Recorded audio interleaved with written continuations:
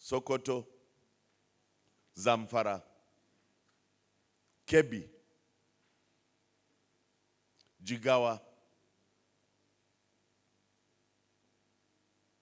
Kano,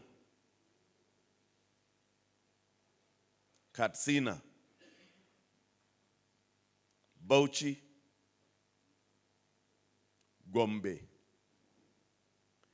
Yobe, Borno, and Oshun.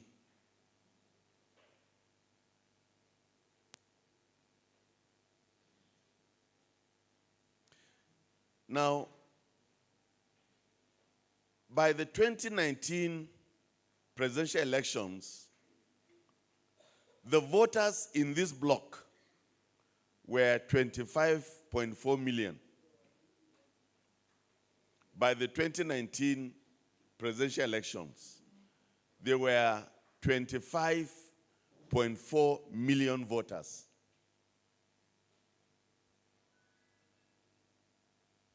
Now, the total number of voters in this block by the preliminary voters population that INEC released before they started the cleanup. Already, I think they've taken out almost 5 million nationally. But before the cleanup, by our analysis, this block has 28.4 million. 28.4 million. That means that there have been 3 million additional voters between 2019 and 2023.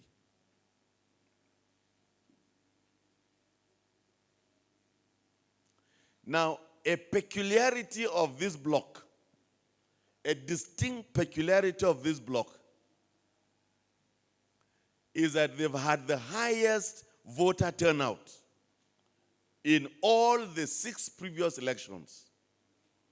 The average voter turnout in this block has been 41%. They've had the highest voter turnout.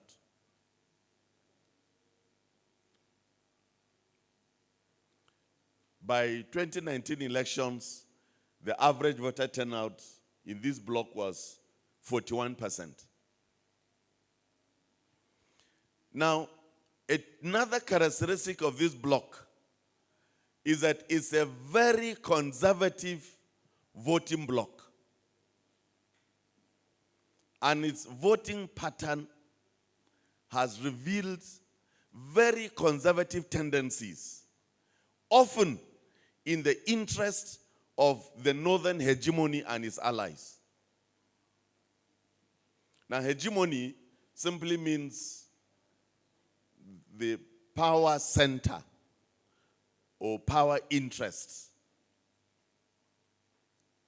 So, and that's why it's called Northern Alliance, or we describe it as Northern Alliance.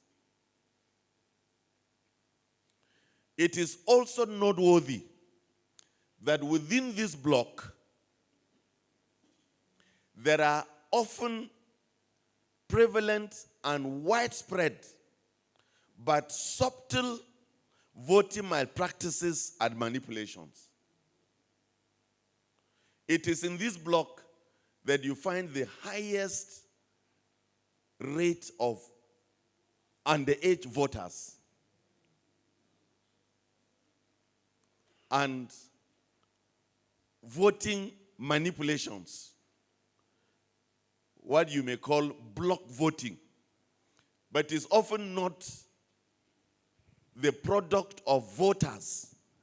It is the product of officials who collude and collaborate with the electoral or agents of the electoral agency to just inflate figures.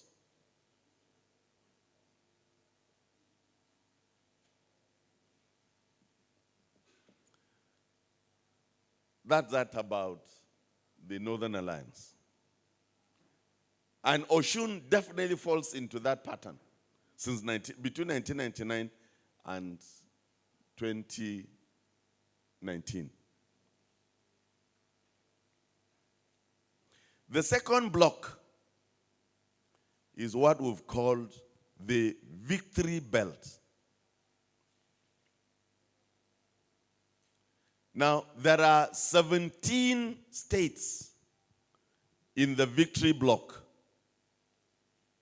17. And they largely cut across North Central, Southeast, and South-South zones. 17 states. Now, they include the following: FCT,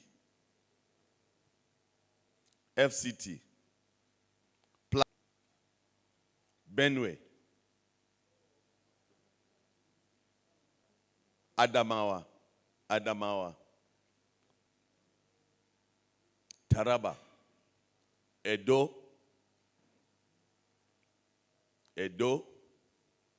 Delta, Rivers,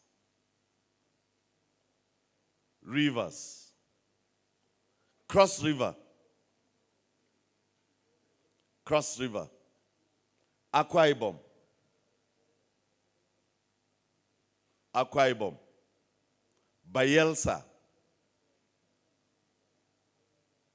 Bayelsa, Enugu,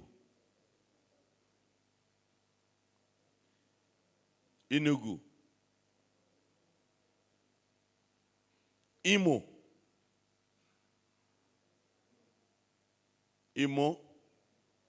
Anambra,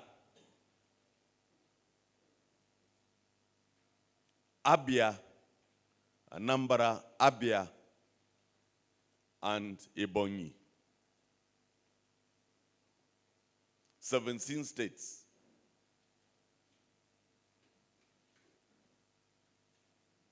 Now, the total number of voters in this block by the 2019 presidential elections was 34.5 million. 34.5 million.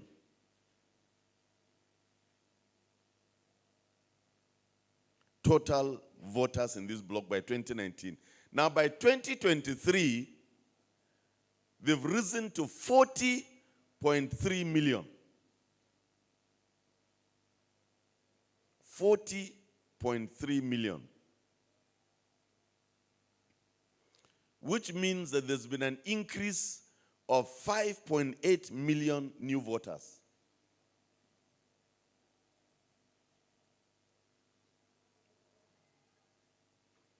The major characteristic of this block, as large as it has the lowest voter turnout in previous elections. It has the lowest voter turnout. In fact, the average voter turnout in the states in this block was 28% by the 2019 presidential elections. 28%.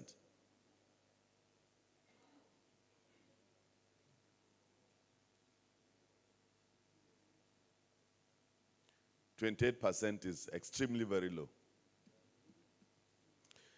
Now, a major characteristic of the Victory Belt, and why we chose to call it Victory Belt, is that whereas it has the highest number of registered voters in the country, and it has always voted for candidates that are God-fearing or have progressive disposition and interests. They vote for candidates to be president who are God-fearing, and I put it in quotation marks, and or progressive leaning in disposition. And that, in fact, although it has the lowest voter turnout, it is this belt that often determines who becomes the president of Nigeria. It is as you see the voting in this block that you know who will become president of Nigeria.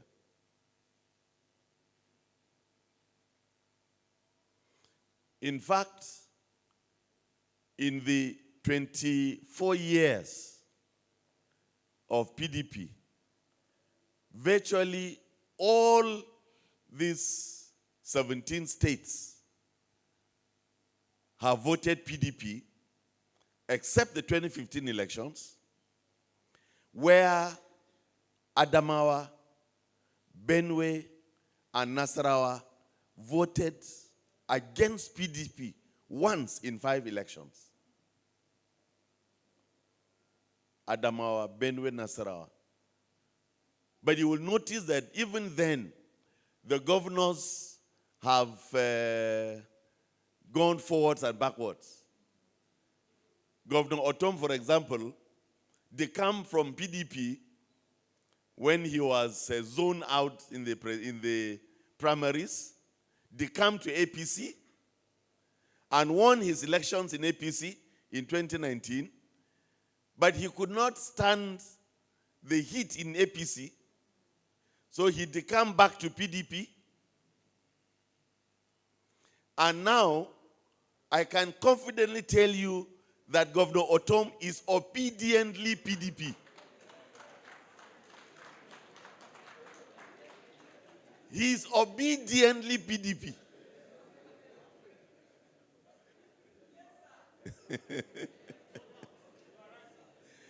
In fact, in Nasarawa State, I've been talking with the key strategists in Nasarawa State. And the governor has been vacillating. But the strategist told him very clearly, if you are going to join your election with presidential elections, be sure that you will lose. So leave Tinubu and Shetima alone. Don't campaign with them or use their names. Campaign for yourself. Otherwise, you can be sure you will lose your second term. Because, and you know, Nasarawa State started blazing the trail of the Million March operations. The day that Lafia was virtually closed down, it was then that the governor and his handlers knew that this obedient movement is up to something. So even that is a major issue. And don't mind that Adamawa is also PDP. You can be sure that for presidential elections, with the projections now, Obi and Labour Party would likely be going for more than 50% of votes in Adamawa State.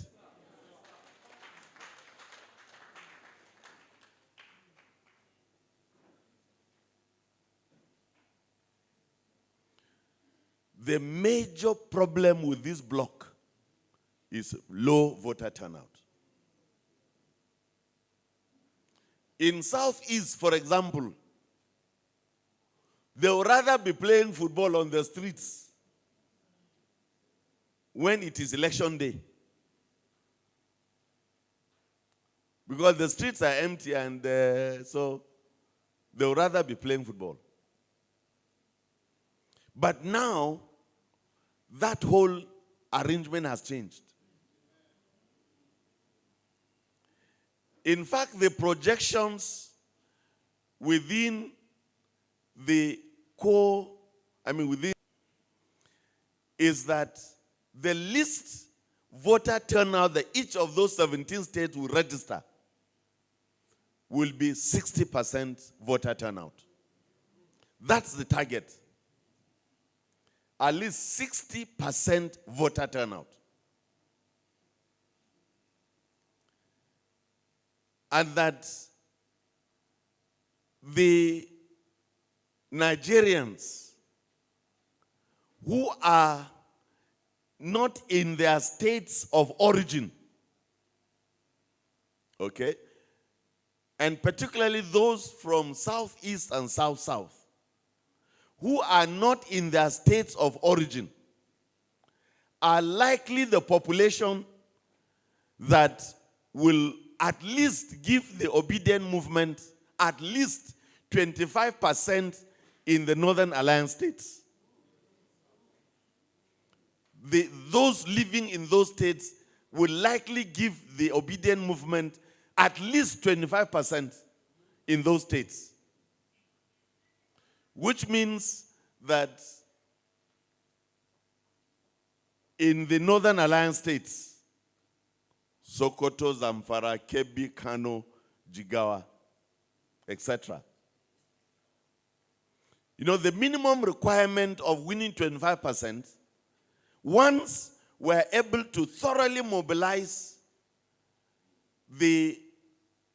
those from southeast and south-south and other Nigerians outside of their home states, and particularly in the Northern Alliance states, they must come out and vote in their numbers.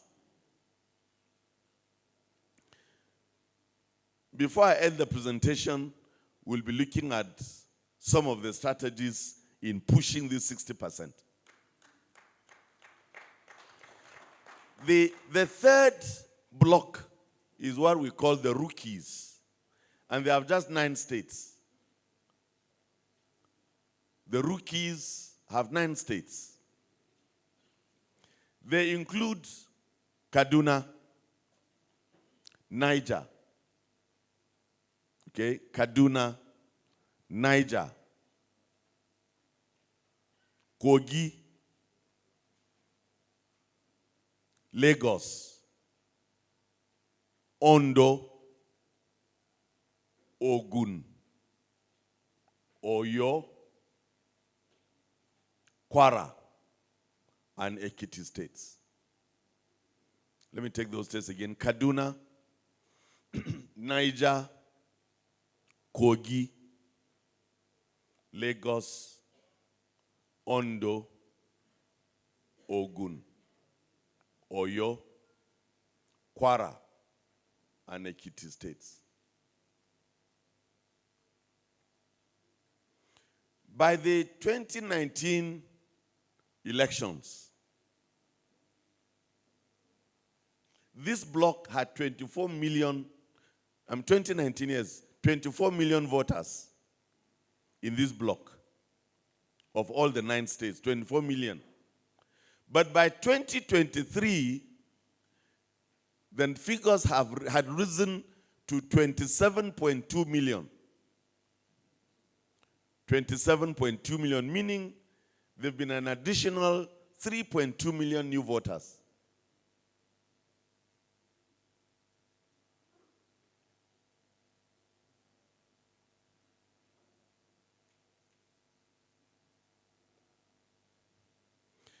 Now, some characteristic of this bloc is also that they are plagued.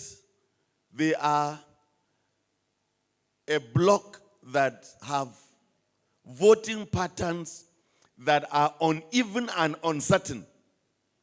You hardly can predict them. They are uneven and uncertain. And largely because this bloc has the largest mixture of Christians and Muslim communities in these states. And also that within the 6 presidential elections so far, these states have vacillated, have swung between 4 different political parties since 1999. 4 different political parties, from AD to PDP to ANC or ACN to APC and all sorts. So unpredictable. It's also very typical in this bloc that there is low voter turnout. The average voter turnout in this bloc in the 2019 elections was as low as 27%. It's even lower than the victory belt. 27%.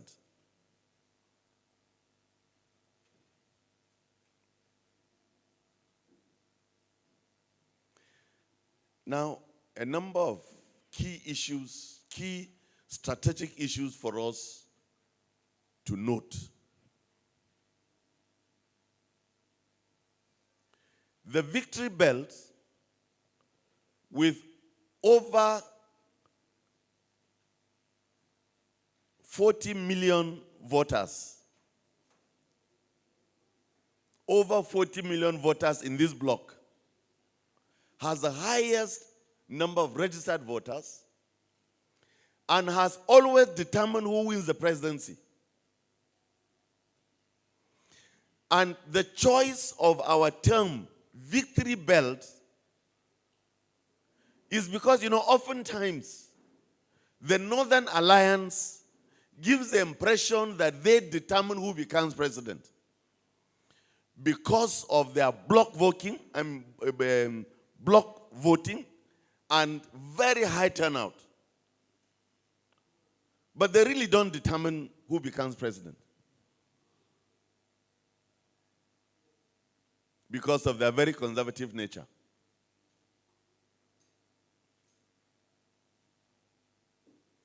And this, in the 2023 elections, would even become more significant because two of the major parties, so-called major parties, and I'm saying so-called because already they have feet of clay.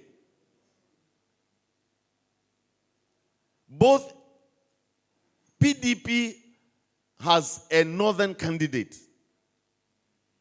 that is attempting to take over from another northern candidate who has been in power. And you heard Atiku say the other day to the Arewa meeting that, look, the North needs a northern president. The East does not need a northern president. The West, the East or Igbos, the West or Yorubas. And it's such a fallacious statement. In fact, no serious political leader should ever think about that statement, not to talk of utter it. But like the Holy Scriptures say, out of the abundance of the heart, the mouth speaks. So, he will be struggling for northern votes. And he believes that his dominance will be northern votes. But he also fails to realize that the incumbent party in the north is the APC. So he will also be contesting within the Northern Alliance with APC for votes. And to put salt on injury is the fact that Rabiu Konkoso from Kano, and of course Kano has the largest voting population of all the states in the Northern Alliance. But this time around, it was Prophet that was giving the description. This one is not my own description. He said, in the presidential elections, Zamu Dafa, white rice. It's going to be white rice. Presidential elections will be white rice. But in the other elections, it will be Dafa Duka. I said, in fact, it will not just be jollof rice. It will be rice and beans. It will be Dafa Duka. So, Kwankwaso would also be struggling for northern votes. And in our strategic planning, the key mobilization strategy, the maximum push is not necessarily in the Northern Alliance.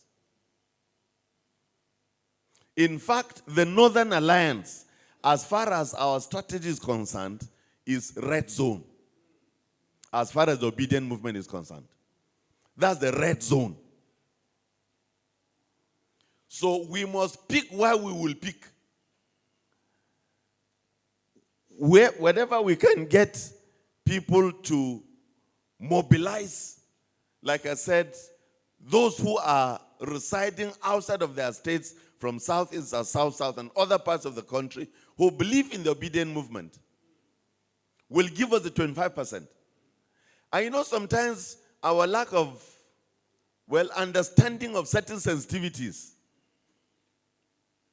When the campaign coordinator of the presidential campaigns for Sokoto State was announced as an Igbo man, many people raised issues all over the country.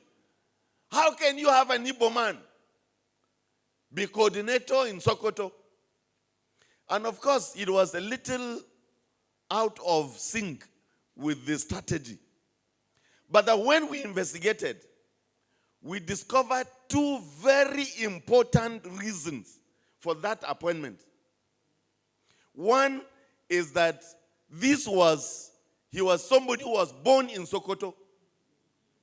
He has grown up in Sokoto. In fact, he knows more of Sokoto than most Sakwatawa. And that he's been involved in every inch of the politics of Sokoto. In fact, not only himself, even his parents. But secondly, and very importantly, he was also a nominee of the vice presidential candidate for Sokoto. Because when Dati investigated and found out who will coordinate for us, and the friends in Sokoto said, this is the man, he agreed, he endorsed it. Although what they have decided in the campaign secretariat is to say, okay, to avoid all of that seemingly bad blood, we will make him deputy coordinator and bring a Sokoto person as coordinator. But they will work together. And he said he doesn't mind. He doesn't mind.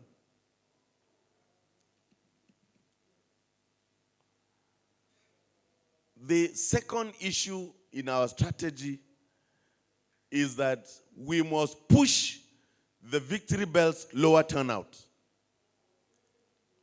We must push it from this 28 to at least 60%. And I don't have the time, maybe again when we are down to specifics and strategies. Within the victory belt,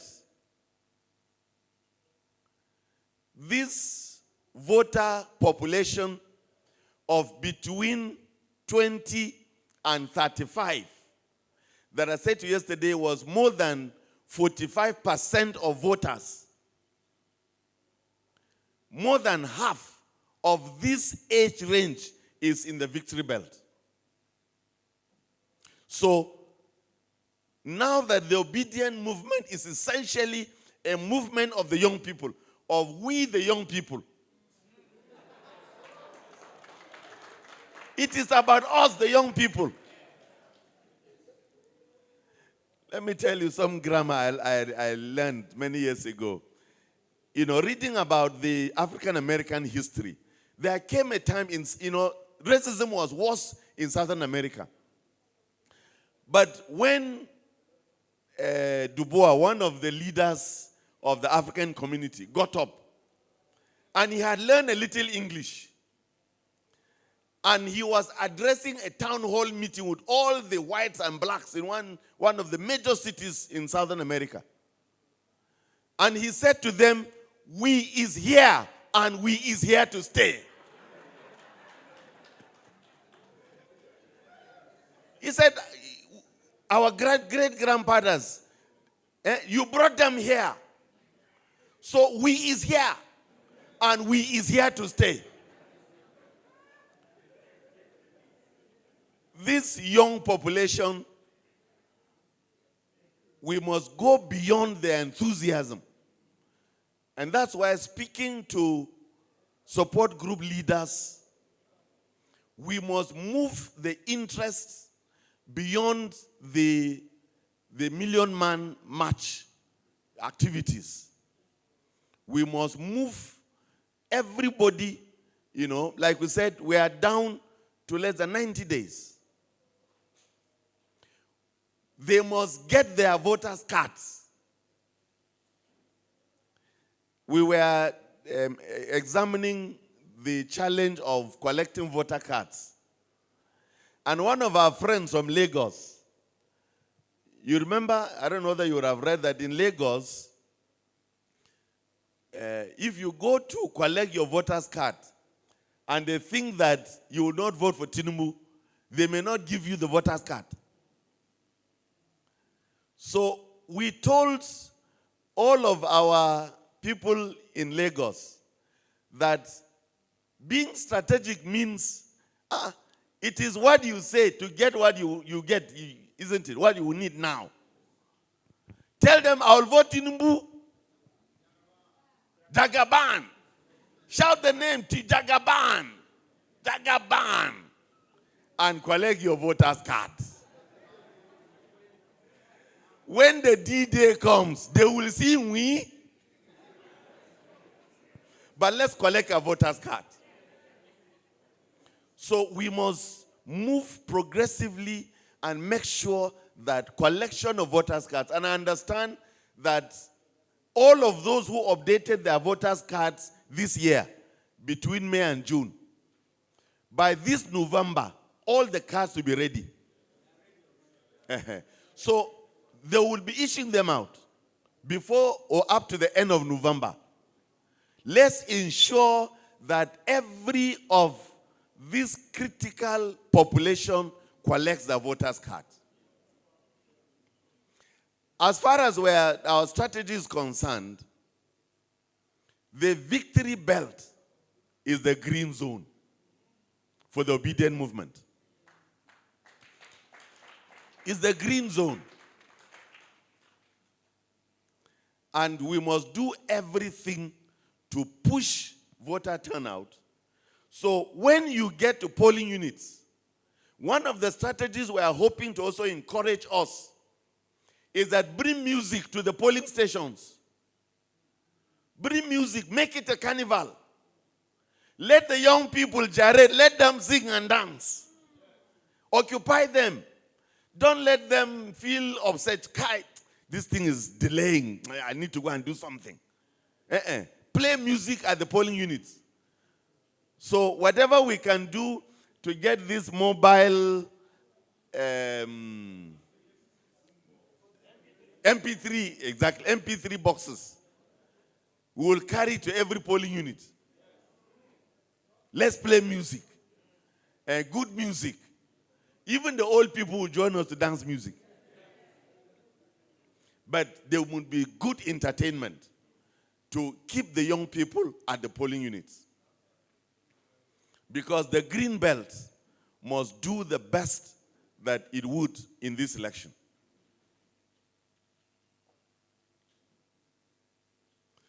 We also have termed this green belt, victory belt, because we want to remove the defeatist mindset from everybody in this belt. Oftentimes our population is small. We don't have a large population like Kano or Lagos, But don't forget the rivers that produces millions of votes is also in the victory belt. So we must remove the defeatist mindset among leaders in this bloc. That's why I told you yesterday that one of our leaders has said, I'm ready to waste my votes. I said, no, there's no issue of waiting votes. When you vote your conscience, when you vote your conviction, you are voting victory. and it will come to pass. So this is victory.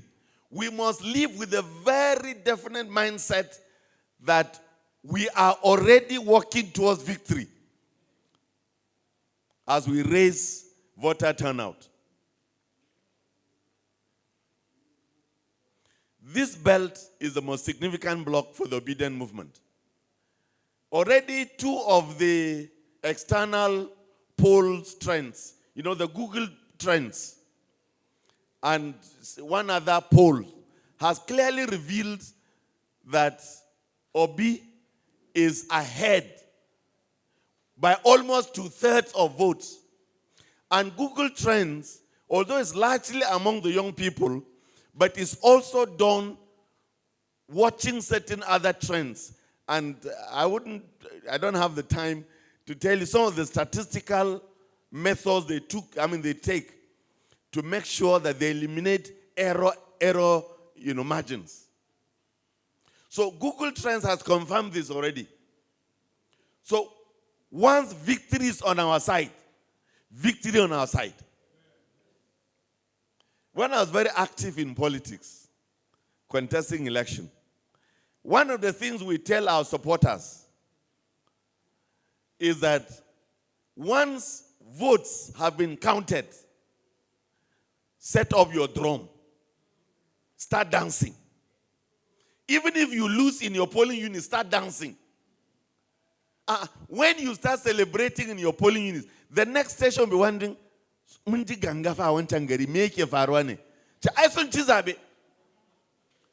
so we must begin to celebrate as soon as elections voting is over. Don't wait until they announce the result necessary. We must begin to celebrate.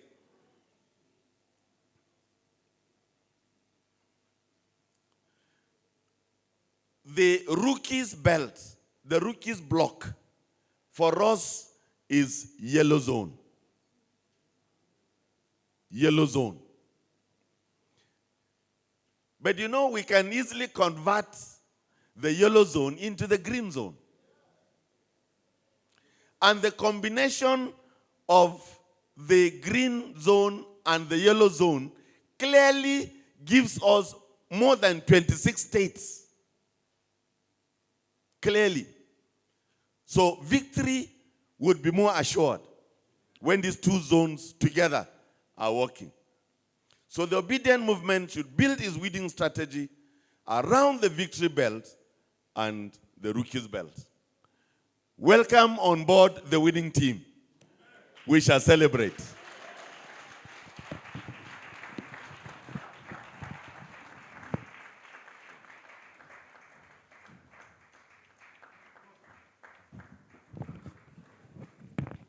If you know you really enjoyed that teaching, can you stand up on your feet and celebrate this? Celebrate this, celebrate this, celebrate this. Celebrate. Sir, we are very grateful. We are very, very grateful. How many of you belong to the victory belt? Can you celebrate him one more time?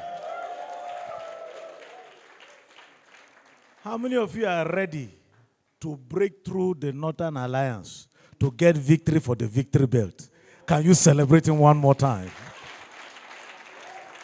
What a wonderful, wonderful, wonderful teaching. The numbers, the dates, very precise. Sir, we are very, very grateful. We pray that God will grace you the more and the more. And by the end of February 2023, we will all dance the dance. Especially that dance. We cannot do that. All right. Thank you, sir. You may now have your seat to take us further. How many of you are excited about this? Very, very. I just felt like as if we can have a truck and just bring those people from those areas. Bring them, people from the victory belt, those states, we need to bring them because this time we must win the vote by all means. We will seize all their football, all their boots. We will keep them after the election. They can resume playing during the weekend. Thank you very much, sir. Please, we want to sound this announcement as a warning and an encouragement. It is an insult to leadership in a program like this and your phones are on or ringing or beeping. You can put them on flight mode or you silent them totally. We are here for business. You can see what we just got today, this morning. This breakfast is very heavy. And I believe that the next one that is coming in will be heavier than this. All right? So please kindly put your phones on silent or you put them on flight mode. No distraction. Please stand up on your feet as we welcome the next speaker, Honorable Pamsin Dagyat. Honorable Pamsin Dagyat. If you clap, he will come faster.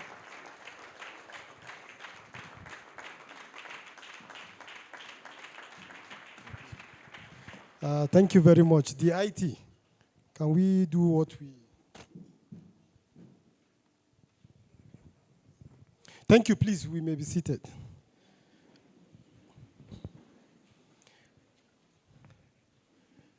While the IT are sorting out the projector, permit me to start with the salutation.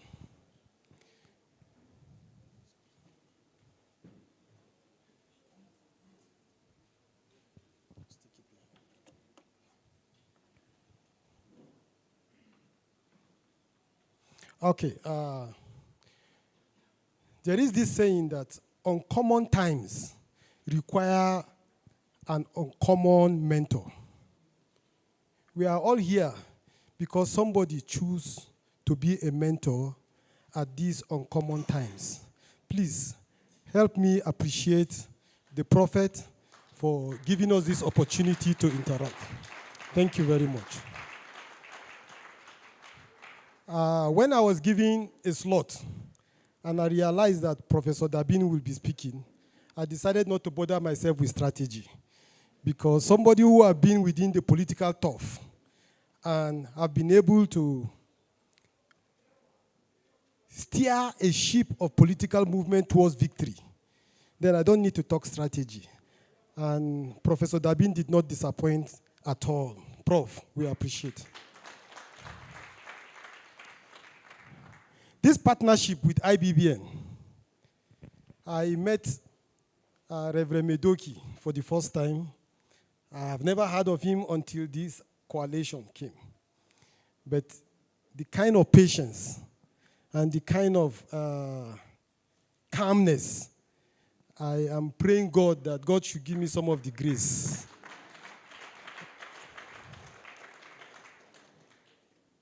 Okay. My father, I don't need to appreciate him. It will be like I'm doing it, but because he's my father, I have to say it. CPC is a known figure in Birom land, and he's a father that we are very much proud of. Thank you very much, Reverend Chumpanchu. Is it on? Okay. The IT team, what's happening? It's on? That is not on. Please, can somebody come and look at that? That one. Is that one on? Okay, great.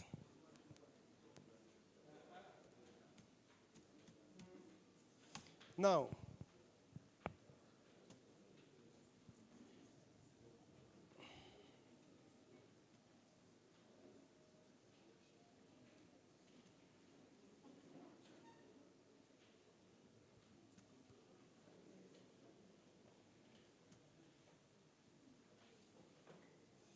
are we there? Okay, there is no light.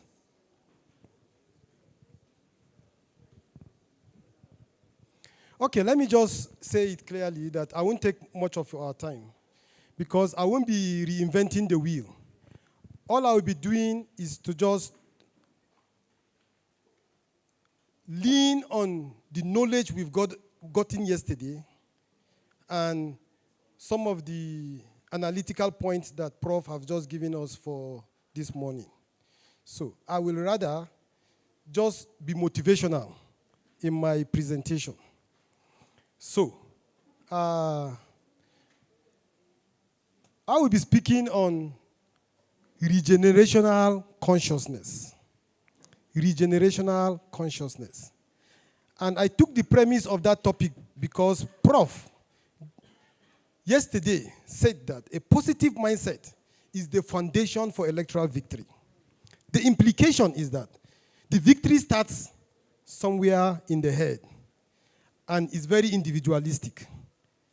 If you, as an individual, have that positive mindset, it's the foundation for political victory, a foundation for electoral victory. Therefore, let's look at what it takes to get that mindset in the right order. Is the ability to develop our consciousness. Consciousness is the key for that mindset. And consciousness is the state of being aware of something within oneself. So the consciousness thing is not what comes out from your neighbor, but what you yourself have been able to conceptualize. Therefore, if your mindset will be well ordered, it has to start from you, and you have to develop the right consciousness. Consciousness, again, is the key. To regenerate, it means you want to produce something anew. That is a new growth. In human tissue, it means that a new tissue comes out of itself, like a liver. If your liver is damaged, all we try to do with whatever drugs in the medical field is to regenerate that particular organ function. So regeneration is something new. It's not working on the old order. It means you have to reinvent something totally new. That's what it means. So if you add the two together, then we are talking about a process of you develop your consciousness for something new. Your thinking will have to change to something totally different. And I'll be taking my cue on, for the Muslim brothers, you permit me, I'll be using some Bible characters. And I'm going to use the foundational Bible characters, catechism Bible characters that we all know, because I'm not going to go into their detailed stories, but I will only give you the regenerational consciousness that arise from these individuals. Starting with Moses. Don't forget, Moses was living in a palace. He was living in a palace. And in Pharaoh's palace, I don't know the story around the children of Pharaoh. But probably, if he has chosen to live in that luxury all through, he may end up becoming the Pharaoh of Egypt. Because he lives there as a son in the palace. Am I right? But a regenerational consciousness of who he is came to play. And he realizes that his people are being tormented. His people are under some undue conditions. So what did he do? An opportunity came, and he saw an Egyptian harassing and dealing unjustly his own brother, which he has been able to conscientize himself. He took the step. This step now is him as a person. He took the step, dealt with the Egyptian, killed him, and hit the Egyptian. His consciousness is he cannot wait and enjoy that luxury. He must do something to ensure that his people have something better. And what happened? Even his people betrayed that cause. And what did he have to do? He has to leave the palace and then flee. So sometimes in your generational consciousness, it may make you to leave your comfort zone and live in a desert scenario, but the end story, as long as it's a generational consciousness, the end story will be a positive story. And that was the story of Moses. And at the end of the day, that thing he started that made him to run away, he came back and freed his people. So that is a character that generational consciousness influenced his thoughts, and then he changed the course of his people. Nehemiah, this character, he too lives in the palace. he is so much in a scenario where whatever the chief or pasha at that time will take, he has to test it. So that's to tell you that he lives on the luxury of the palace.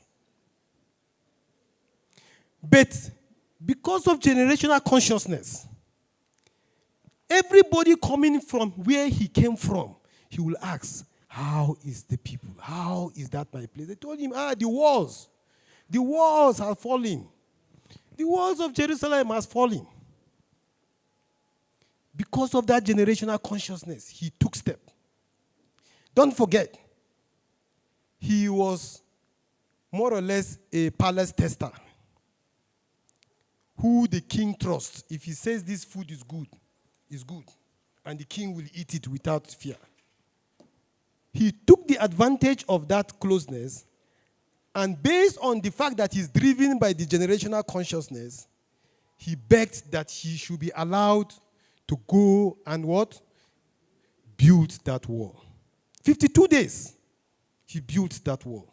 And he didn't build that wall alone, unlike Moses that took an action alone. This time around, he was able to influence others to participate in the building of the wall. But that consciousness influenced the decision of many to act along with him. At that period, there were priests. Ezra was a priest at that period. There was a prophet. Malachi was a prophet at that period. But it took somebody who generational consciousness arrested him to take the initiative, to mobilize and supervise the building of the wall. And the story says they built the wall with one hand and then do what? Hold the sword on the. It means the building of that wall did not just come cheap. What is that telling us? That in a state of generational consciousness, whether you are the one that initiated or not, you can participate to create the solution. And that is a story of Nehemiah. I'll just take one more Bible character. Esther. Esther. Due to generational consciousness, she took a step of bravery at the risk of her life. Because there is a law, you cannot go before the king uninvited. So, but because of generational consciousness, her people are likely to be killed and exterminated. She could have enjoyed her luxury in the palace. Don't forget these three characters. They live in the palace in comfort. But she took the risks. And the difference her and her life is that specter of the king that he pushed before her and she touched.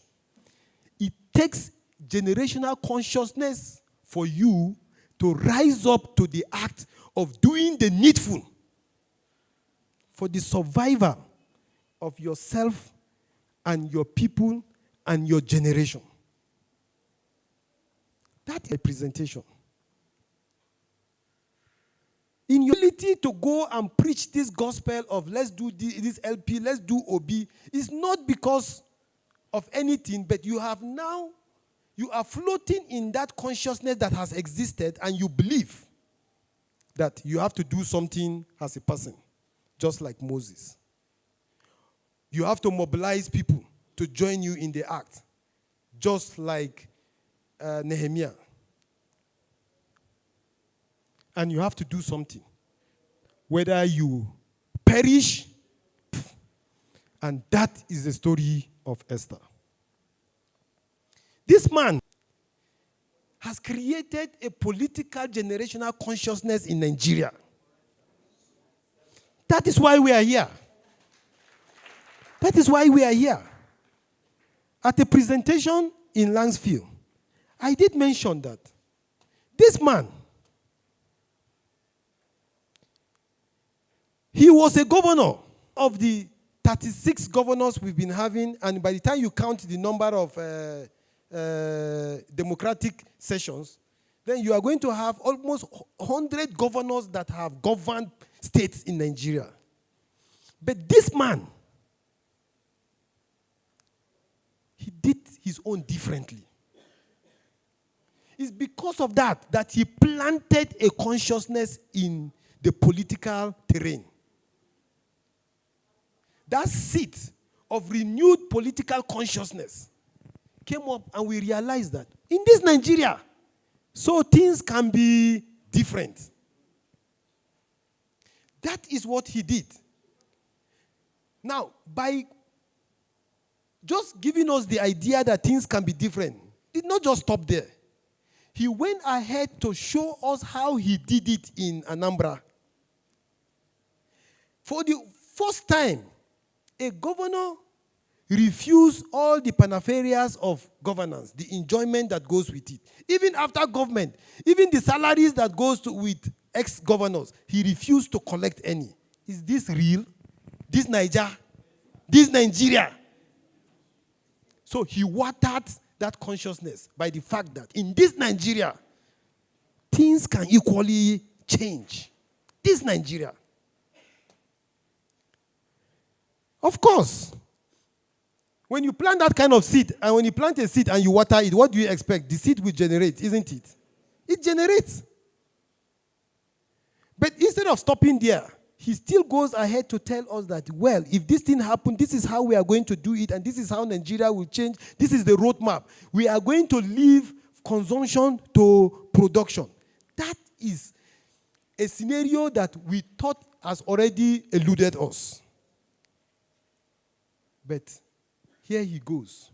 After planting the seed, after watering it with the knowledge of what he has done, he is still planting, he is still giving us and weeding what is possible and what is not possible, to leave us with a story and a possibility for the new Nigeria we have been asking for. And then he fertilized it by introducing Obidati as part of the ticket. And we know the story. Today, it is that consciousness that made us to be obedient.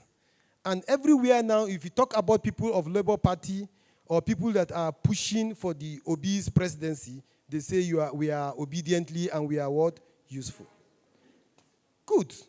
And you can only be obediently useful if you are strong, if you are wide, you spread wide to all over the country, and if you are fresh, coming with a fresh idea, fresh possibility, fresh understanding. And that is what the oak tree represents. That is who we are. That is the consciousness that has brought us here. That is what we want to go and preach. That is what we want to tell the Nigerian people. But there are things that must be done. There are things that must be done. We can only get there if there is a restructuring. This is a needful act. Because, like Obama said, we don't need strong men. And Obi made sure he did not present himself as a strong man. He presents himself as a symbol of the collectivity of all of us. So we become strong like that Iroko tree, together. That is something that should resonate with us. But to do that, time and patience. But we now, between now and February election, we don't have time and we don't have patience. So it means we must be ready to do the needful. Time is not on our side. We don't have the patience.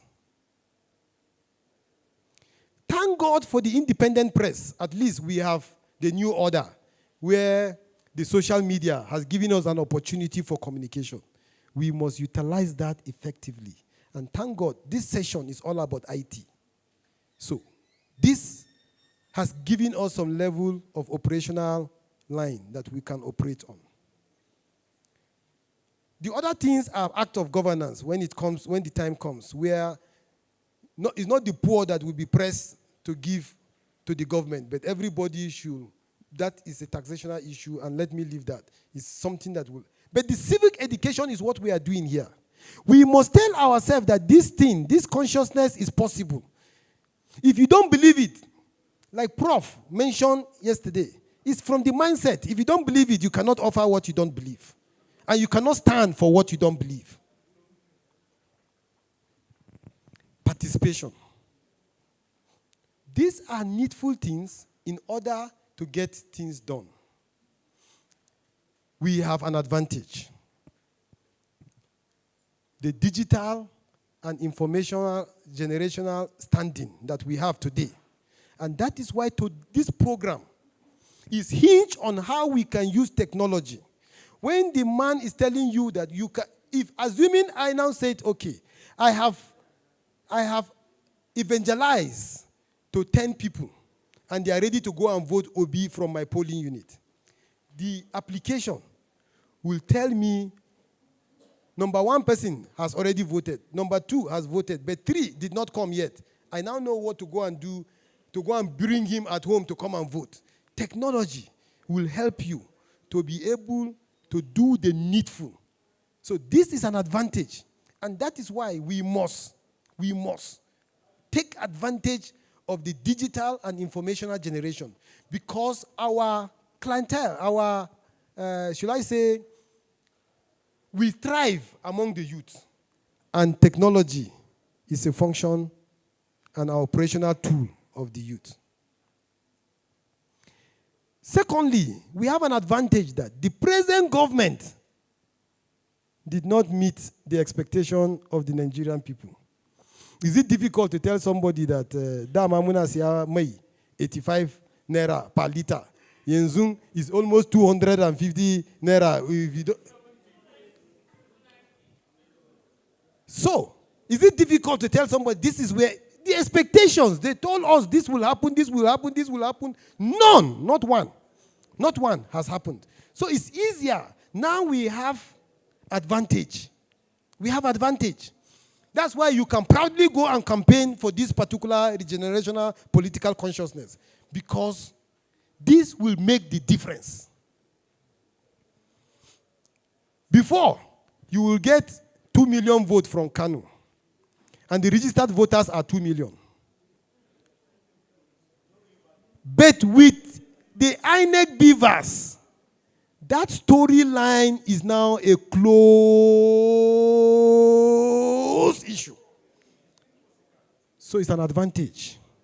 It's an advantage. Bet. To use beavers, you must have a permanent voters card. If you don't have the permanent voters card, you are equally the same like them.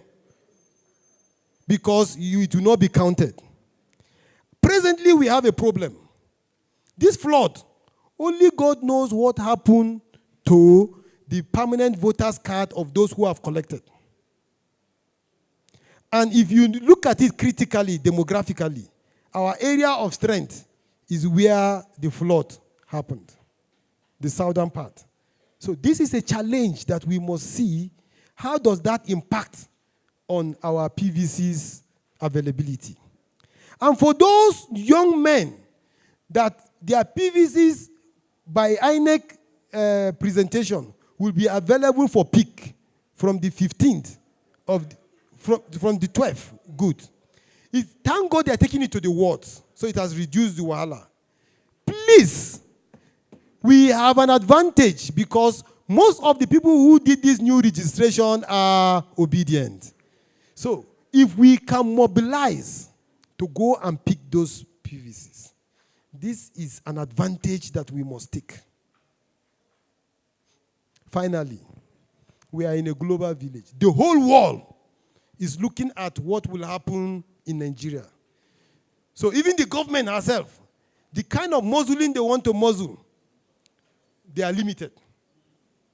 So they are using some antics by looking at the gladiators around the Labour Party, like what our prophets just said, intimidating them. Better stop. That one is not working. They now introduce the issue of saying, okay, all support group, all account for support group should not be functional. CBN gave that regulation so that all of us, the little contribution we will get and then put it, they said no more. no any account that will bring contribution, they have banned it because they know that they have stolen money already in their backyard. And we are using the contribution of recent collection of monies. So they are using that technique. No wahala. Share it is to go and vote. We will still go and vote. Money or no money. Like Esther, this thing, we are going to do it. Whether we come back alive, we thank God. Whether we perish, we thank God. But whether they close all the accounts, we will still do the needful because it's a global village, so they are trying to look at other things. Everything about Peter Obi today is in question. Everything. This is one governor that left millions of dollars in the account of the state. Today, he is the governor that they are calling to come and tell why he left those monies. Yes. The governor that took over from him, that ate the money, he is free. We celebrate in this country evil. That is why we must take advantage of this generational consciousness for us to do what is needful. Thank you very much for the opportunity given to me. Let's do our part. Thank you.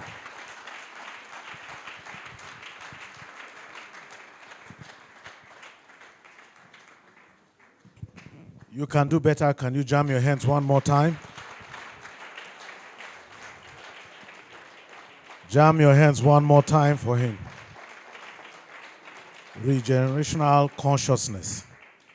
Thank you very much, sir. We celebrate you. We would have to ask you this question, sir.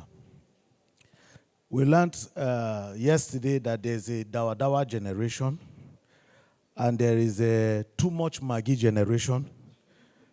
We want to know which generation are you. Our father say he's a youth.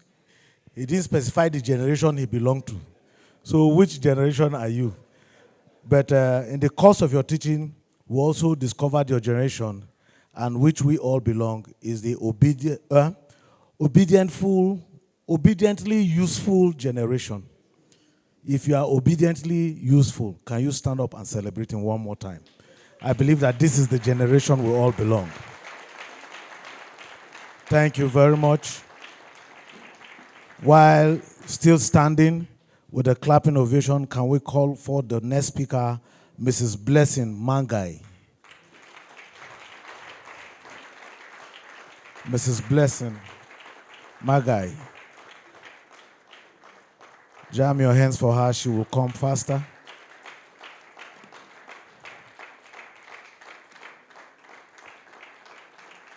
Blessed are thou among men. Men have been teaching since yesterday, so we welcome you specially. Thank you, sir. Good morning, everyone. Honestly, I'm elated, as you just said.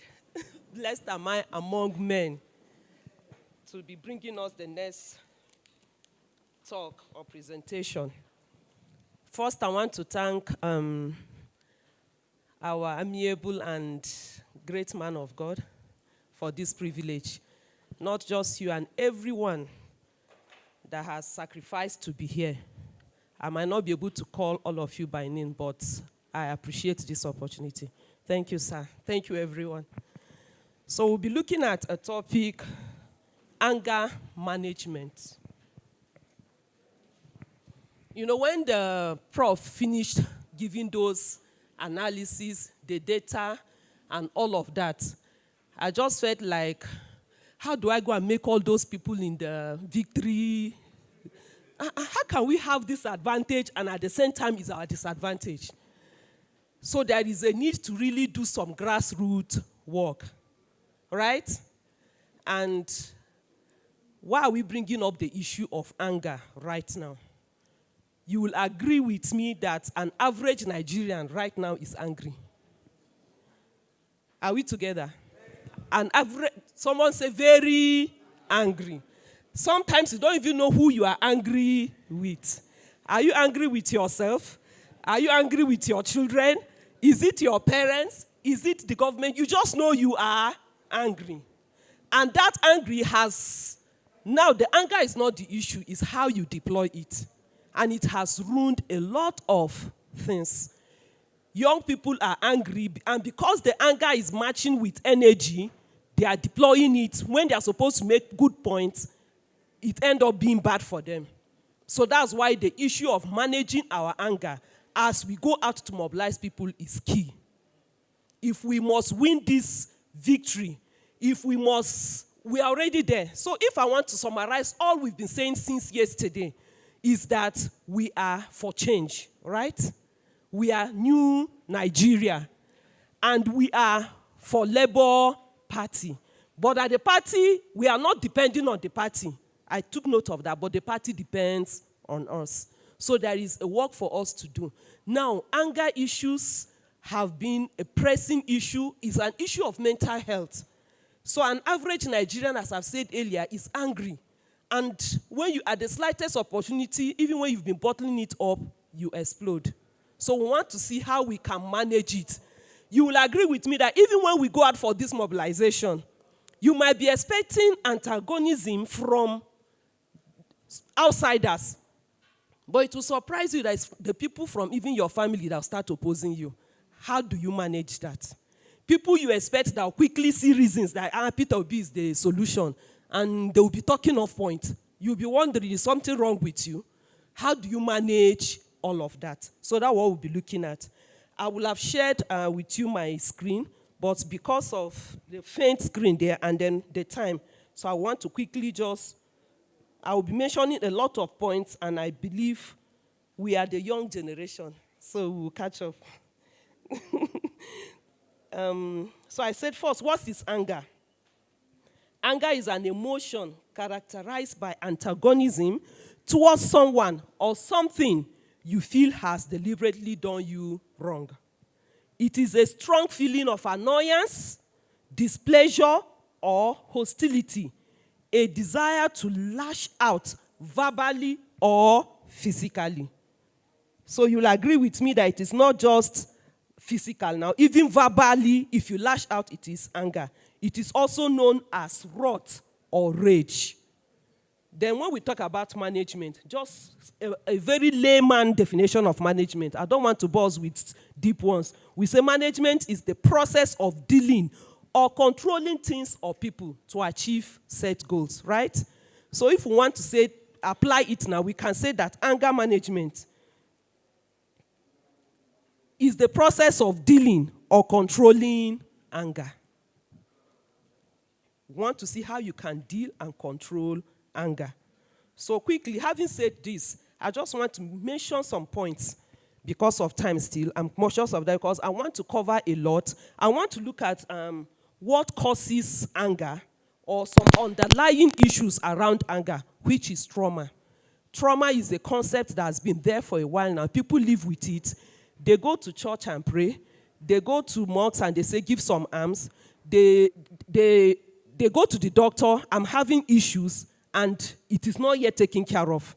Those ones are not within the realm of medicine or spiritual issues. It is trauma. And now, underlying, one of the things that are behind anger issues is trauma. So I want to see a way we can relate anger management and trauma management. And then at the end, I want to bring out emotional intelligence as the answer to anger management. So that's why I'll just be listing the points because we have much to cover. So number one fact about anger. Anger is a natural human emotion you feel when someone has gone wrong or someone has wronged you. I take that again. I said it's a natural human emotion you feel when something has gone wrong or someone has wronged you. Fact number one. Number two, anger is a natural reaction when you feel your boundaries, your values, or actions have been challenged or criticized. That's a fact, right? So this one has a way of telling you, I'm entitled to this anger. After all, it's a natural feeling. And most of us, our boundaries have been like literally crossed, okay? So sometimes we feel, I have the right to my anger. Yes. And we said anger is a feeling. Another point now, and not an action. Anger is a feeling, not an action. Fact number 4. Anger comes from other feelings like sadness or frustrations. That means under every anger, there are other underlying emotions, which we'll be looking at too. We say anger is not good or bad. Do we agree? Anger is not good or bad. Do you agree? Yes. Anger in itself is not bad or good. When I started, I mentioned that anger becomes bad depending on how you deploy it. What has gathered us here today is because we are what? Angry. Is this gathering good? Is it a good one? Yes. So these are some ways you can deploy anger and it becomes good. So we'll be looking at the next one. Number 6 fact about anger. We said when anger is managed, it can help us to do some positive things, just as I've said earlier. And I said anger, bullet number 7, anger is a signal that we think we are being treated unfairly. True or false? True. Anger involves a judgment against perceived evil. When you are angry, it's like you are judging and perceiving there is something, someone has done me wrong, right? We say it arises from our personal perception, something we like or oppose. That means our perception may or may not be accurate. Do we agree? Yes. It is your personal judgment of what you consider to be wrong. So your perception might be right or wrong. And we said it's also our response to that perception may also not be right. Because what offends one might not offend another. So we said anger arises from our value system. Not all people are angered by the same thing. Do we all agree? Why? When someone is angry with something and you might not see the same reasons? Because people vary because of their value system. Another fact about anger. We say anger arises from anger varies in intensity. Do we all agree? Yes. Some can be mild irritation. There can be full-blown wrath or rage. Another fact about anger. Anger is a coping mechanism. I'm particular about this one. We said it is what? A coping mechanism. It is how you deal with events that threaten the body and self-esteem or your values. It's a mechanism. You are perceiving some threats and you are trying to put up a defense. It is how you try to do that. Then I said anger can be destructive and bad and bad. And then we said it destroys what? Relationships, quality of life, if expressed in unhealthy ways. I've also mentioned that earlier, just stating the facts. Then lastly, I said anger can be caused by internalized thoughts. I want you to take note of this word, internalized thoughts, because I'm coming back to trauma to link it to this. Anger can be caused by internalized thoughts and or external events, which we call triggers. There is a thought that has been there. You are just enduring all of that, and then something triggers it. Okay? So we say anger can be caused by those thoughts and then triggers. And I said these triggers can be known as trauma events. So now, it is one of the, we will also discuss trauma. Let me just quickly go to that, then we connect back. So I keep talking about trauma. What is trauma? What is trauma? When we started, I told us that people have had trauma and they felt, I think I need some prayers. And they do many prayers and many things, it is still there. I think I need to see a doctor. They go see doctor. It is a wound of the heart, how we defined it literally. But it is not ulcer. Yet it is not heart pain as it were. But there is a wound in the heart. Are we together?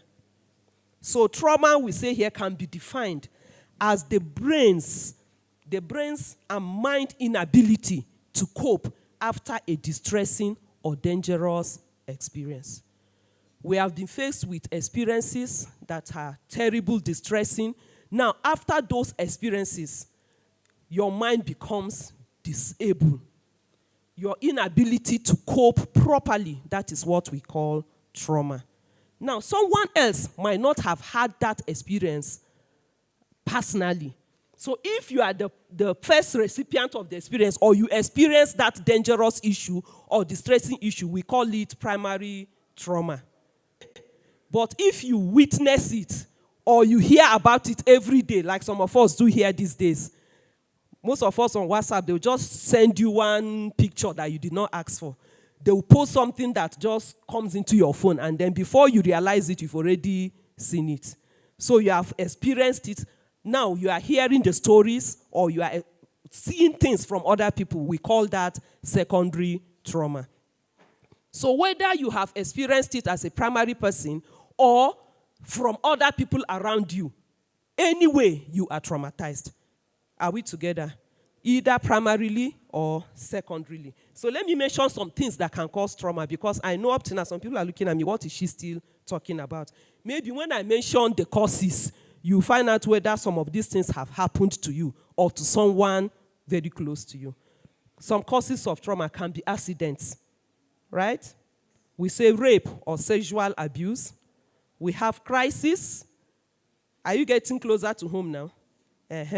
Natural disaster. We saw one this year. What was that?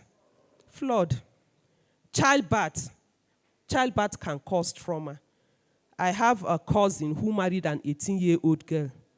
And then they decided her mother-in-law and the other elderly women told her to try to be strong. She should belong to the Dadawa generation. Don't go for antenatal. I'm in your language, sir. So don't go for antenatal.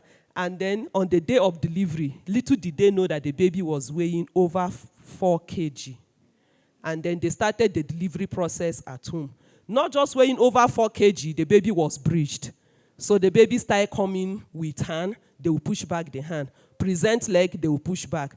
Eventually, they struggled until the baby got stuck at the birth canal and they didn't know what to do. That was when they rushed her to the hospital. Then it was already late to save the baby. They saved the mother narrowly. She was blind for 3 months. What was that? Trauma. So I was wondering, then I didn't even know what trauma was. I said, what is the business of giving birth with blindness? So that's just one of the extreme scenarios, but childbirth can cause trauma. And I said kidnapping. We are looking at causes of trauma. Unplanned pregnancy. You have already planned how your life will be, then something has happened. Domestic violence, right? Domestic violence, we know it's not just physical, but verbal abuse and all of that, or denial of anything that you need from parents and alike, all of that can cause trauma. Loss of loved ones, that is the highest source of trauma. And I doubt if there's somebody here who has not lost a loved one, right? You know how that feeling is. So loss of a loved one, divorce, or ending a relationship can cause trauma. Bullying for our children. You see, they wake up today, they don't want to go to school. You say, oh yeah, you must go. What is happening? Somebody is bullying them. Life-threatening illnesses. You have been sick for a while, and you know that this sickness, they say, Kai, no cure, but it can cause trauma. Then we say near-death experiences can cause trauma. Permits me to add one of the highest causes of trauma. Nigeria. Old Nigeria. Do you agree with me? I was told of a story, I don't know how true it was, maybe a joke, that a teacher asked a pupil to make a statement a sentence that once they read it, they will know it's something bad. And the boy said, Buhari is my president. She now puts wrong for him. And then when he went, he said, but you say something bad to me. Buhari being my president is bad. She said, I say make a sentence with something bad, not horror.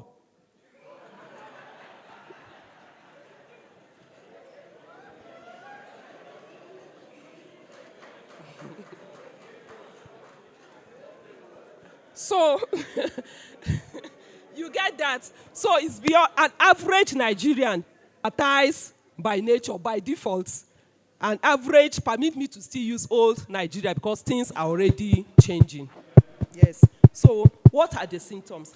Now, having mentioned these causes, how do you know that you have trauma or someone else has trauma? There is intense anger. Because of some of these experiences I've mentioned, there is intense anger. So you see some people are always angry. You cannot tell what the problem is. You greet them good morning, what is good about the morning. So you carry this, your mobilization thing to their doorstep. You are in trouble because they are angry. And you'll be wondering, what did I do now? I've tried my best. There are underlying issues. There is intense sadness. You crack joke from morning to night, bring all the comedians, they will just be looking at the person, what is he saying? Intense sadness. There is lack of interest to do anything. Lack of appetite. I'm sure some of us are beginning to say, oh, no wonder. Lack of what? Appetite. And you can also have overeating. It depends on the people's personality. Some people will overeat when they are traumatized. Others will undereat. Then we have not sleeping or oversleeping. You can either be sleeping too much or not sleeping. We have overthinking. In the night, you can say how many dogs barked in your neighborhood. You knew where all the clock shifted. You'll be counting ceiling, you know. So you are overthinking. Then we have nightmares. You dream and then there's a flashback of all the bad things that have happened. Then we have shame. Difficulty with relationship. That is the one that concerns us the most. Because of trauma, people are having difficulty with relationship. And you cannot do effective grassroots mobilization when you don't have rapport with the people.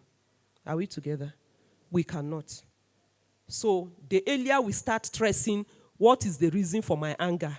Am I even angry? Who am I angry with? Am I traumatized? How do I get rid of it? We will be doing all of this and we find ourselves, we are eager, we are motivated, we want Peter Obi to come on board, we want Nigeria to change, and then everything gets spoiled from the beginning because our mental health is compromised. Are we together? Yes. So what are the effects? And then we say, so another, apart from difficulty with relationship, there is emotional outburst. Emotional outburst. I'm talking about how you know people are traumatized. Some people you can't just, they are very difficult. They are not difficult like that, so something happened to them. Go? So we see things like crying, shouting, yelling, and even fighting. All those are signs that someone is traumatized. So what are the effects? What are the effects? We have anxiety. Because of all these things happening to you, people live with anxiety. There is depression. You know, we have more issues of depression now more than any time in the history of life, right? People are depressed. Young people are depressed. Average age people are depressed. Old people are depressed.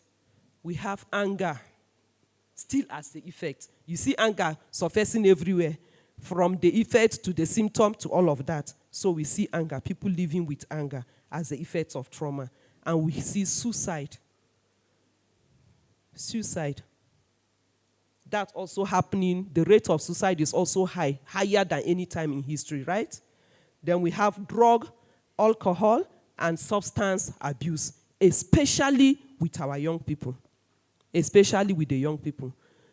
That's how they want to manage their trauma. So you find out the young people are given to drug abuse, alcohol, substance abuse, and then you do all the beating, all the sanctioning, and all of that is not working. There is something that is causing the effect. We have illicit sex. And we have people living in fear, fear of the unknown. Now, because of illicit sex too, we see unplanned pregnancies. Why is that happening? You are traumatized, you are in pain, you are still looking for coping mechanisms. So for young people, especially the young girls, they are easily, when they see anything that looks like love, they fall for it. Cool? So we see unwanted pregnancies, and we see increase in crime rate. Increase in what? Crime rate. why this circle of violence has not ended is because somebody is hurting and he wants to revenge. Koyane, they killed my uncle's brother. Me too, I will kill his uncle's cousin. They killed my neighbor's son that was my friend. Me too, I will kill their neighbor's daughter that is my nephew. Just a vicious circle of violence. Why? People want to pay back. There is hurt. We have this saying that hurt people hurt.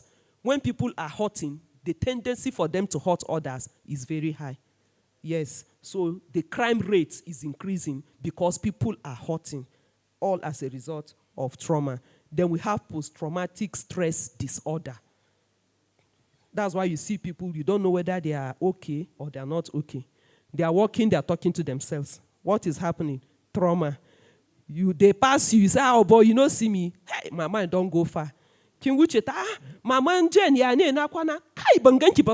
And you'll be angry that she's always doing like that. What is happening? Post-traumatic stress disorder. So a lot of things go wrong. Then death. Ultimately, those are the effects of trauma. So facts about trauma, I'll just give us 4. Trauma is not demonic. Trauma is not what? Demonic. Because some of the effects, when you see it happening in people, you think it is demonic. It is not demonic. Trauma is not your fault. It can happen to anybody. Trauma is not what? Your fault. Then I said, don't let anybody make you feel bad about your trauma. Yes. Then finally, your trauma is not personal after all. Remember I said there is primary trauma, right? When you are the one that have experienced all we have mentioned. But you can just be around or listening, like some of us that do the trauma work. I do trauma healing, facilitation, and caregiving as a job. So you can listen to someone share their story, and then you get back home, you don't sleep. That's secondary trauma. So the person's trauma wasn't personal after all. Some of you are not the direct recipient, but you are the people have been affected. It's a community. We live a community life, and then you are affected. So your trauma is not personal after all. So your trauma can affect others. Then quickly, I want to connect that. How do we recover from trauma? Having said that, how do we recover? Because if we don't say that, we will not be able to. So, but in recovering, I said here that by the time you deal with your trauma issues, right, you will have largely taken care of anger issues. By the time you take care of trauma, you will have, by a large extent, tackled the anger issue. You see, I will just give you points of how to recover, how to manage anger, and then how to recover from trauma. Then you will see the relationship there. So here I said how to manage anger first. Identify the triggers or warning signs. What are the things that get you angry? Before you start becoming angry, what do you feel? If we must do well in this Peter Obi work, don't be unaware. I'm not aware.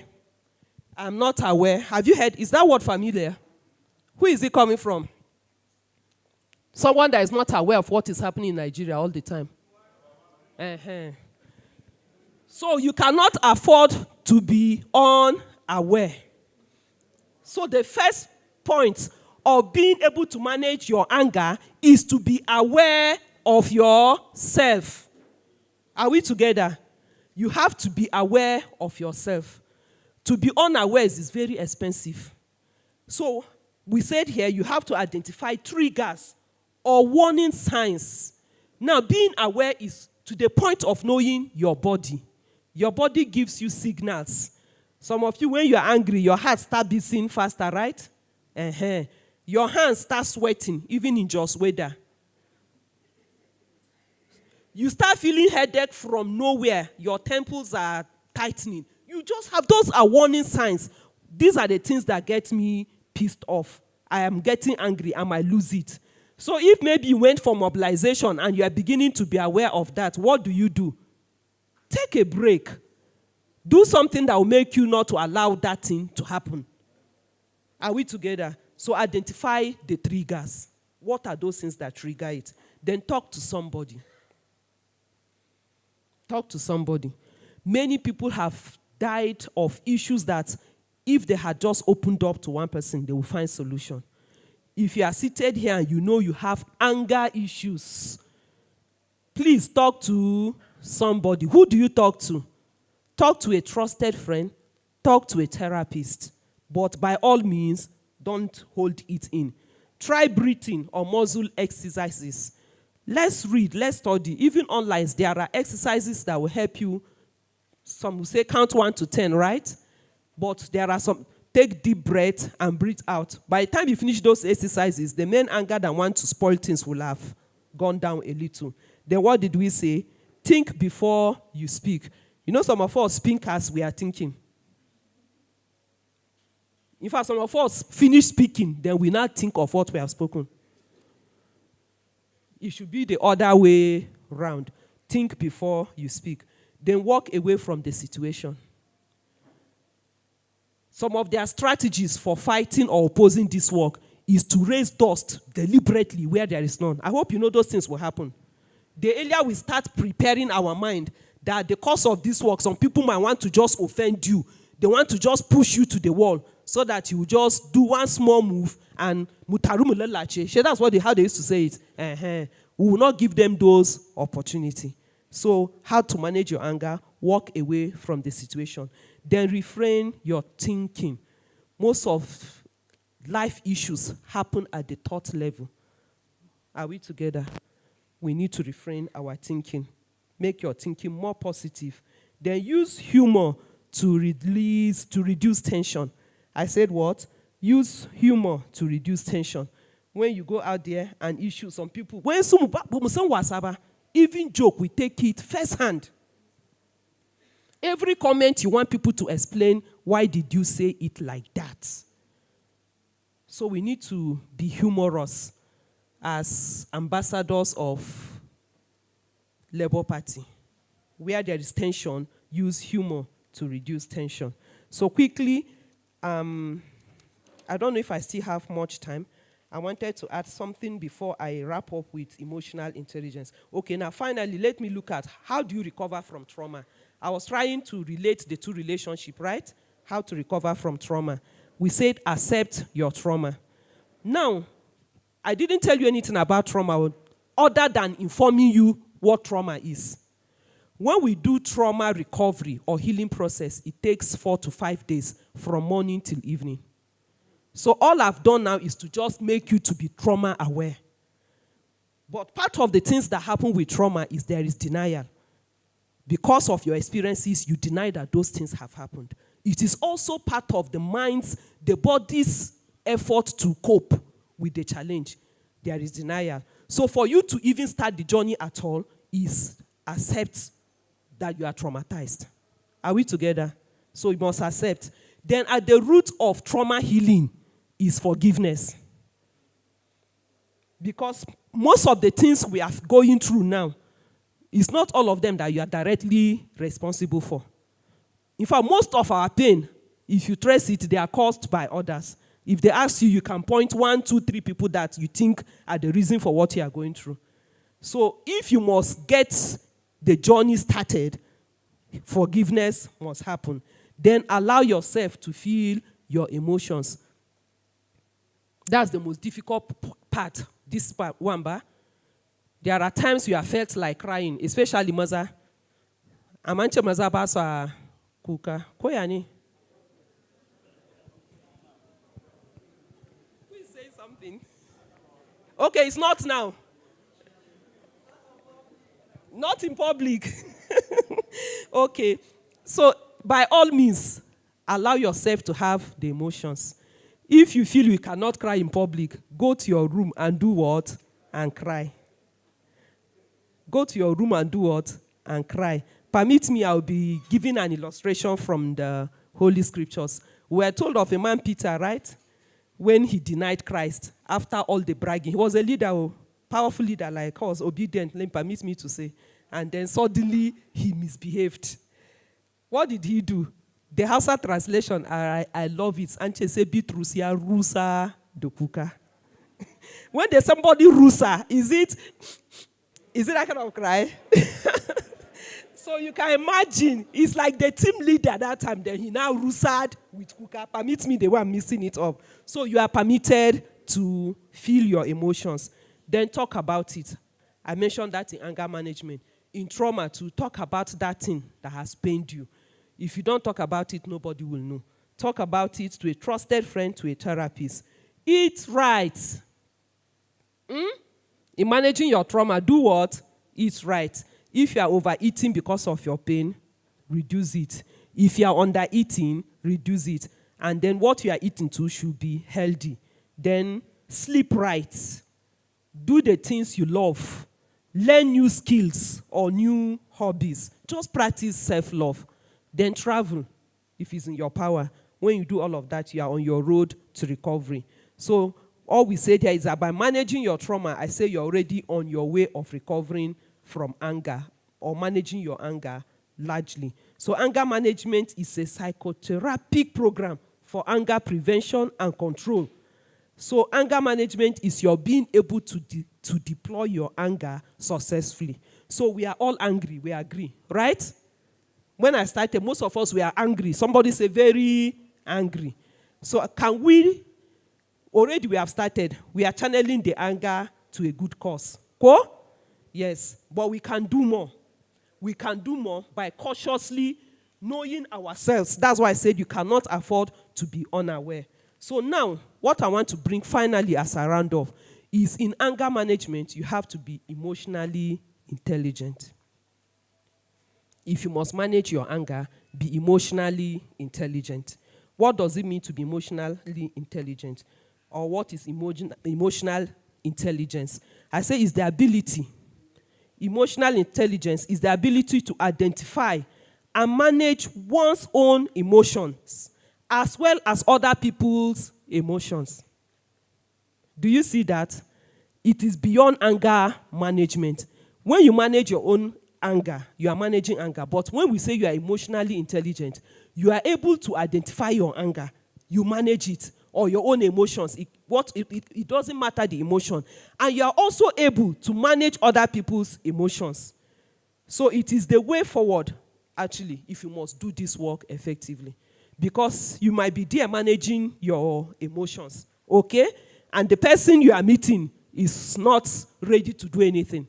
So for you to be emotionally intelligent, is you're able to identify this person too is about to misbehave. Are we together? This person is angry. This person is sad. This person is frustrated. This person is going through stuff. Something happened to me after I started this trauma experience. It has given me room to give people excuses. I give excuse on behalf of them. I don't know if you understand. I am now aware that, okay, it's not all the time that somebody doesn't say hello that it has to do with me. It's not all the time that somebody misbehaves, it has to do with me. I try to say, okay, this person is going through stuff. At the end of the day, it might be that the person is just rude, but bad and more. I'm now knowing that people are carrying a lot more than they even know they are carrying. So emotional intelligence is your ability to identify your emotions and that of others. Because it is when you are able to identify what others are going through before you can reach out to them. When they tell you, please go out, I don't want to talk about Peter Obi now. That's not when you say, you will suffer. Banza, then you walk away. Is that what you are supposed to be doing? Something must have made the person to come to that position. So if you're emotionally intelligent, you know how to break through the person. Yes. So that's what we are talking about. So we said emotional intelligence is ability to identify and manage your emotion as well as other people's own. So let me say, okay, let me just give you 5 tips that make up emotional intelligence. Is to be self-aware. To be emotionally intelligent is to be self-aware. To possess the ability to recognize your own emotions, your strengths, and your limitations. You still see me talking about knowing ourselves, Ko? Don't allow this, our mobilization, to go and expose who you are.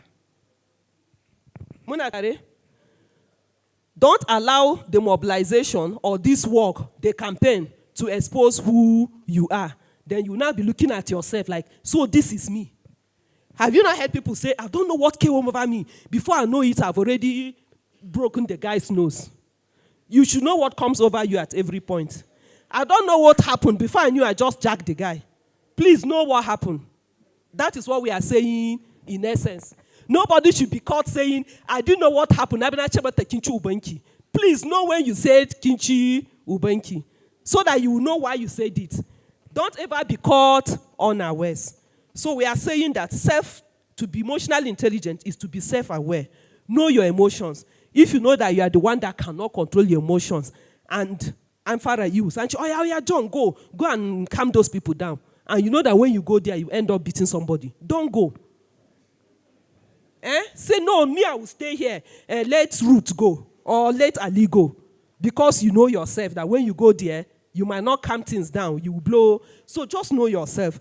Know your strengths. Know your limitations. Ngabak assignment that is outside your strength. Say, no, this one, I will not be able to do this one. But if it's this kind of assignment, I can handle it. Koyane. Yes, don't try to prove points. When they say muje, then you touch muje, and you know you don't have the strength. So know your strength, know your limitations. Then I said is to be emotionally intelligent is to self-regulate. First one I say is to be self-aware, then to be self-regulate. What does that mean? The ability to wisely manage your emotions and impulses. It's not just enough to know them. How do you regulate them? How do you manage them? What do you do to regulate your emotions, to regulate your impulses? You remember your emotions are not only bad ones, go? Some of us, out of Murna, running Nezabia Shigamoto, Safari Jamoto at 200 speedometer. Why? You have the emotion of joy. Something is happening. I polling unit now, Mumuchi, yours, Amusha, gear 10 cartons. What are you managing there? There is an emotion of what? Joy or happiness. Go? But are you managing it well? No. So when we are talking about managing your emotions, it's not just negative emotions. So know how to manage your emotions and your impulses. Then be empathetic. To be emotionally intelligent is to be empathetic. To put yourself in someone else's shoe. See things in the eye of the other person. So to be empathetic is the ability to identify and understand other people's emotions. Please, let's be empathetic. Nigerians have left many of us angry and almost wicked. To say these days, go? Yes, let's be empathetic. Then to be emotionally intelligent is to be motivated. Did you get that? Yes, it's to be motivated. What does it mean to be motivated? We said it consists of enjoying what you do. When you are motivated, you enjoy what you do. Enjoying what you do, working towards achieving goals. When we say you are motivated, you are working towards achieving goals. Not just for the money or the status. And I know all of us seated here, permit me to speak for you. We are motivated. Koyane, yes, what we are doing here, nobody is paying us. In fact, we are spending from our pocket to do it. That is what motivation is. Then we say to be emotionally intelligent, lastly, is to possess social skills. To possess social skills. What is social skill? Is to be effective at managing relationships that benefit everyone. When we say you possess social skill, you are able to manage relationships that benefit everyone. We cannot do this thing alone. We need others. We need others. So for you to be effective, you must be able to manage relationship, ability to communicate assertively. If we have a message, how do you communicate it? Yesterday, Engineer Malo was giving us an illustration. He said part of the failing starts with instruction, but after he gave instruction, some people just even go back and whisper to the person next to them when they tell us to stand, we should not stand. Did it happen? No. So for your ability to communicate, we have a great vision. How do you communicate it without spoiling it? How do you communicate it without allowing your anger to come in between? How do you communicate it without allowing your underlying pains, frustration, and trauma to destroy it. So we have a mission. When you leave here, talk to someone. Talk to someone about your pain. If you have anger issues, what is it that you have been doing that has helped? If something hasn't helped, ask someone, what can I do? These are my issues. I don't want to be the challenge we'll be having in this mobilization or in this vision. Are we together? So that brings us, I'm rounding up now in the next 1 minute or two. So what are the rules of conversation? If you must communicate effectively, there are ways you must converse. You must keep up conversation in a way that at the end of the day, everyone will be happy for it. And I said to be emotionally intelligent means to possess the ability to think through before speaking or acting. Also to possess the ability to delay reactions. If you are emotionally intelligent, the ability to delay reaction. Did you get that? It is different from ability to delay action. Something has happened that you're supposed to react to. Your ability to delay that reaction, it shows that you are emotionally intelligent. Then I say the ability also to not to use aggression or to get attention. Do you get that? Your ability not to use aggression to make yourself known or to get what you are saying, to make your point known, that is to be emotionally intelligent. Then finally, to be emotionally intelligent is to possess the ability to speak wisely and to listen carefully. Did you get that? To speak wisely and to listen carefully.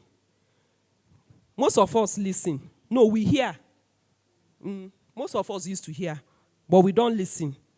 Even when we don't listen. Our listening is reckless. So to be emotionally intelligent is to be able to speak wisely and to listen carefully. So how can you listen carefully? How can you make conversation a productive one? I say lead with a compliment. Lead with a compliment. You are going to places, maybe the neighbors you have not been talking with, or you've been talking with them. That's what we want to do. Start with your circle of influence, right? Yes, people you can influence. But you don't just go and start a conversation straight to Peter Obi. Start with a compliment. It relaxes people. Everybody loves compliments, I tell you. Even the ones that, even when they say don't mention, it means mention it again. Even when they say don't mention, it means what? Mention it again. So start with a compliment. Then embrace small talks. Be patient. It's not because we say do Peter Obi, you just go straight and start. The person has not eaten. They say a hungry man is what? Start with small talks that interest the person, general talks. Then the talks will bring you to it's like evangelism now. Start with small talks. Then we say what? Ask lots of questions. Preferably open-ended questions. Open-ended questions are questions the person will not tell you yes or no. The person will be able to tell you a little explanation. So start with open-ended questions. Then be nice. Being nice, is it easy? Are you sure? Is it nice to be easy? Is being nice easy, rather? So all of those things are skills. To be nice is a skill, right? Yes, it's a skill. Apart from being a skill, it's also something that comes from you. If someone is nice to you, do you enjoy it? Yes. So it's just a rule of doing unto others what you want them to do to you. So be nice. Then listen. Let the other person do more of the talking. Monatare? Yes. When people talk more, you know exactly what their issue is. You know, it's that point you know, okay, this is the breaking point. We call it selling point. This is when you now know when to sell Peter Obi. This is when you now know when to sell Labour Party. But you go there from knocking of the door to going. You are the one that did all the talking. You don't even know that in the person's mind is saying finish and go. But if you had allowed the person to talk, you will know exactly what is in the person's mind. So in having a healthy conversation, let the other person do more of the talking. Then keep it light. Baya Kiboni. Are we together? Keep it light. So to skillfully communicate, set boundaries and be understood. Set boundaries and be understood. Then I say keep an open mind. Don't try to judge people. This is key in this our work. Koyani, people are tired of people judging them. And we have gone through a lot in Nigeria that sometimes people should be entitled to whatever they want to even do, if you ask me. So don't judge them. There is a way you can win them over by just being empathetic rather than judging. So in this our campaign, please, let's not be judgmental. And I said, demonstrate respect for the other person. Avoid negative criticisms. I'm talking about tips of healthy conversation. Avoid negative criticisms. Avoid judgment. Having said all this, you will agree with me that all I've tried to say all along is we have to be enlightened people. We have to be people that are self-aware. We don't want to be like I'm calling him former radio because a new president is already, yes. We don't want to be like our former unaware. I'm not aware. And in being aware, you have to know yourself. Where you questions, talk to someone. So tell yourself the truth. If you have anger issues, admit it. Seek for help, talk to someone, be aware of others. That was what we have said all this while. Not just being aware of yourself, be aware of others. Let not your anger or emotions